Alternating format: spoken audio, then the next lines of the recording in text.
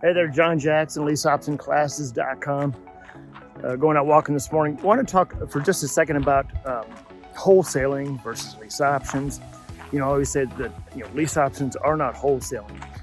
With lease option assignments, yes, you are assigning a contract, but there's huge, massive differences between wholesaling and lease options.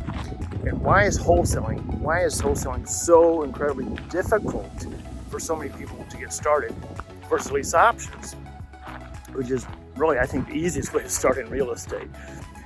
Well, with wholesaling, as you know, if you've ever tried to wholesale, yes, there are very successful people at wholesaling. It works, it does work, but it takes a tremendous amount of time and effort. One of the reasons is because there's so much competition. Everybody that gets into real estate, when they start off, they want to be a wholesaler because that's what they've heard on the podcast. That's what, when people are flashing checks and cashier's checks on Facebook, they're wholesalers. So I think that's the way to make the money in real estate. Well, the truth is that, first of all, with wholesaling, everybody wants to be a wholesaler.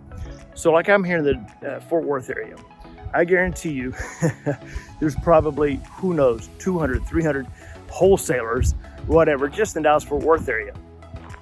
So you have a tremendous amount of competition. Now, who are the sellers that this competition is going after? Well, now you're going after homeowners that fall into the same category because everybody's pulling the same list. They're going to List Source and pulling absentee owner, high equity, and boom, there's your list. Guess what? Every other wholesaler in Dallas-Fort Worth or wherever you are is pulling the same damn list. So let's assume you do get a call. Here's exactly what it's like. Let's see this river behind me, the Trinity River. Imagine this. Imagine that the sellers are bait fish, okay? But they're alive. They're swimming around. And wholesalers are piranhas.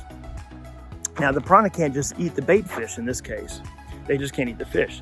First, the piranha has to convince the fish to be eaten. And once he convinces the fish to even be eaten, then he has to negotiate with the fish on how he wants to be eaten. That's the negotiating. So first he has to convince, in this case, the seller to sell their house, right? Then once he does convince the seller to sell the house, then the next thing is he has to now negotiate with the seller on the price. And in most cases, the seller didn't even want to sell in the first place. You had to convince the seller to sell. That's just a difficult way to make a living, in my opinion. Whereas with lease options, forget about all that. With lease options, we're talking to sellers that already have their hand up. They are literally saying, I want to sell my house and I'd like to get full price for it because it's move-in ready.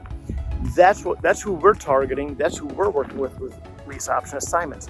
Huge, massive difference there, right? So I guess you have to ask yourself, if you want to be the piranha that has, before you can eat, you have to first convince the fish that it wants to be eaten. And then when you do convince it, now you got to negotiate on how you're going to kill it, right? That's not the way I want to do business. So that's why one of the reasons I prefer lease options, because I'm working with sellers that want to sell, and we're saying we can present a lease purchase, a full price lease option, no commission. All right, for more info, go to leaseoptionclasses.com.